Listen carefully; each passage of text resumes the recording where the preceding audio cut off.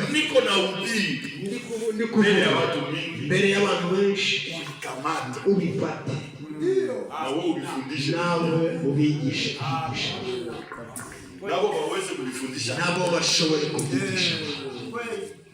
Akili vyenye mie Paulo nilipokea, ngewe Paulo nakiriye kufundishiwa na mtu, nta muntu wanyigishije, nilipokea kwa Yesu, nabyakiriye ku Mwami Yesu Kristo. Sasa leo mimi ndasema niko sawa na Paulo. None uyu munsi ndavuga ngo meze nka Paulo.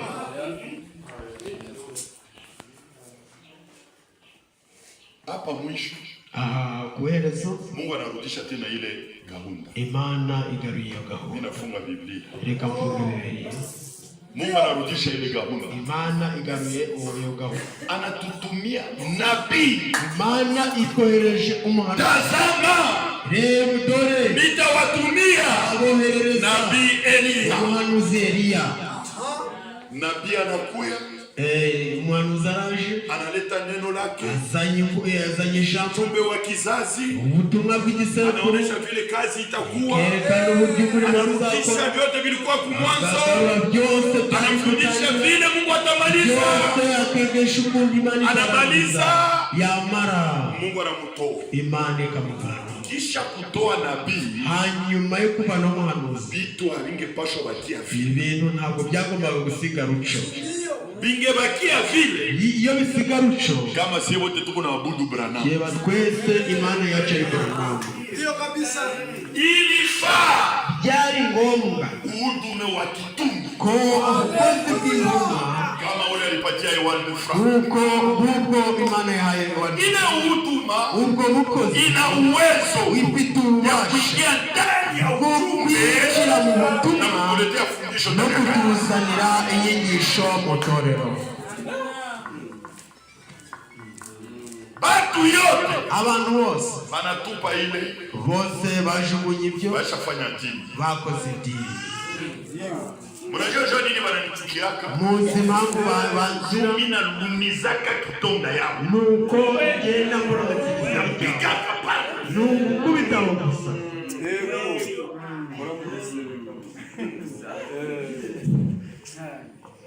Muniambie mudunia muzima, mumbwire mwisi yose, nani njo Frank alitiaka mu mikono mu kanisa fulani aseme we njo muzee hapa? Ninde wo Frank yigeze arambika ibiganza ati tukugize muzehe mw'itora?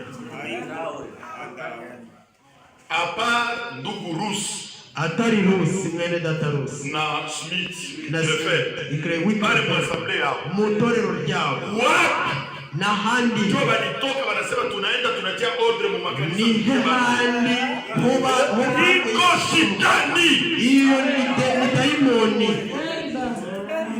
ni roho ya mama yako, mutima wa banyina. Munayo mama yao ni nani? Nina umuzi nini? Roma. Ni Roma. Wewe uko Goma, wewe uri Goma, unapenda kutawala hapa, ushaka gutegeka ni cyaka, asema kanisa zetu, amatorero gacu.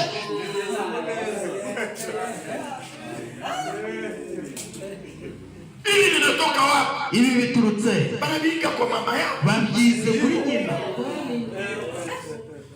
Mara tatu, bwa gatatu, mtumishi wa Mungu, umukozi w'Imana aliniambia, yarambwiye ati, ndugu Deo, mwene data Deo, ninakuomba kitu bwana. Deo ni mimi siaka, Deo ni kuomba kitu moja, ngusabye kimwe, mahali yote utaenda, ahantu hose uzakandagira, usiingie we kwinjira ndani ya probleme ya asamblea lokali, mu shida z'ingorane z'akarere, mu kibazo cy'itorero ry'akarere.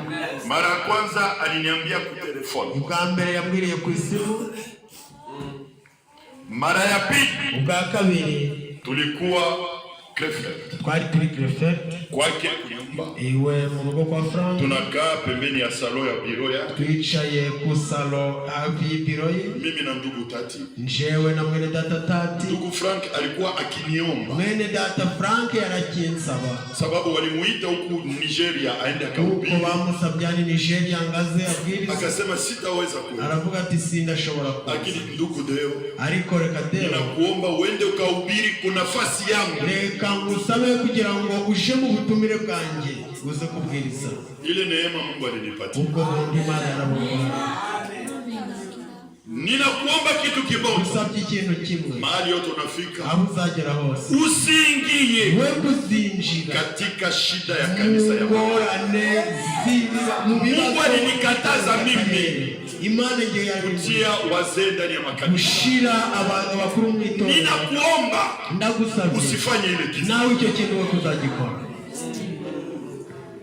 Hamutangoya kaseme miezi yaka. Ntabwo muzategereza ngeozi yaka. Ndafika hapa sema nilitia dini yangu chako. Ngozaza mwe no gushira bakabaye. Ngo Habyari anapaswa kutumika mu linye yako. Habyari yashobora. Sina linye.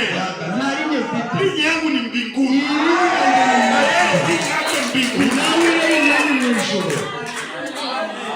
Yema bandizi yesitakuya. Mungu nakatala wazee. Hakuna wazee international. Hakwake. Wazee ya kanisa ya Kabati. Hii assembly Mungu atawapatia wazee. Assembly ya Koba. Itorero jiko. Iko na wazee hapo. Wazee wake. Kinshasa. Iko na wazee hapo. Pita wakuru w'itorero. Kama wazee ya Kinshasa. Abazee b'Kinshasa. Banaanza tawala. Niba tangiye Goma. Banatawala Goma. Banatangiye gutegeka Ni dini balishafanya. Ibyo ni dini bizabari baye. Niko na vipapuro yabo wanaita Semek. Baba bafite ile kisemek ni demo. Semek ibyo bipapuro ni demo.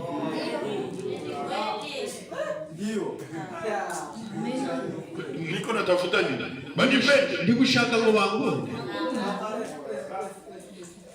Sina ama kusema wanipende. Ntabwo nshaka ngo bangunde. Kila kanisa ya mahali buri itorero ry'akarere inajitawala. Mtu wa nje, umuntu wanjye akakuya nazana anaanza kuambia, agatangira kubabwira fanye hivi, dukore kanisa fanye hivi, fanye hivi, dukore hivi. Ule iko deja nje. Uwo ainaanza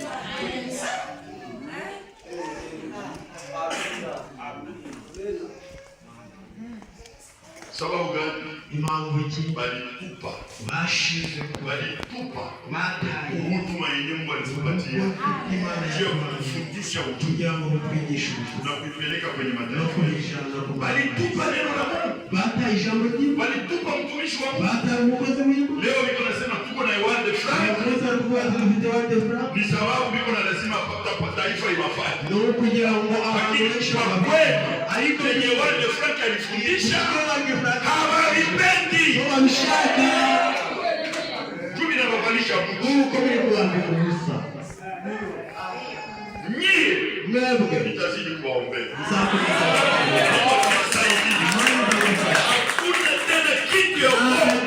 Kindi cyo kukikinyoma ingia ndani yenu kizinjira muri kama mnabakia na ile ni ministeri. mugumana impano ubukozi bw'umwamwene. Mungu alituma nabii wa kizazi, maana yatumye umuhanuzi w'ikiseku, akatutumia mtume aduha n'intumwa mmoja alikuwa shaenda dunia yote wagombye kujana muno. Sasa ule mtume none uyo ntumwa Mungu anamuonesha shamba. Imana imweretse umurima. Mbele alimuonesha kwanza nabii. Mbele yamweretse umuhanuzi. Nabii anaona ile shamba. Umuhanuzi aribona ndani ya shamba. Muri uwo murima. Merci. Ndani ya shamba. Muri uwo murima. Kuko mayani ya bongo. Hariho ibyatsi na mayani ya kweli. Hari ibyatsi by'ukuri. Kuna makuku na ngano. Hari ingano n'urukungu. Kazi ikaendelea. Umurimo nuko. Lakini wakati alikia kumuonesha ndugu Frank, ariko mu gihe Imana yabyeretse Frank ndani ya shamba hakukuwa mbegu hata moja ya bongo. nta n'urubuto na rumwe rwo kubesha ikinyoma rwabo. Kupitia hii ministeri binyuze muri ubu bukozi, wakati ile neno linahubiriwa hapa, iryo jambo hakuna tena mbegu ya bongo hapa. nta rubuto Kenye tunangoja tu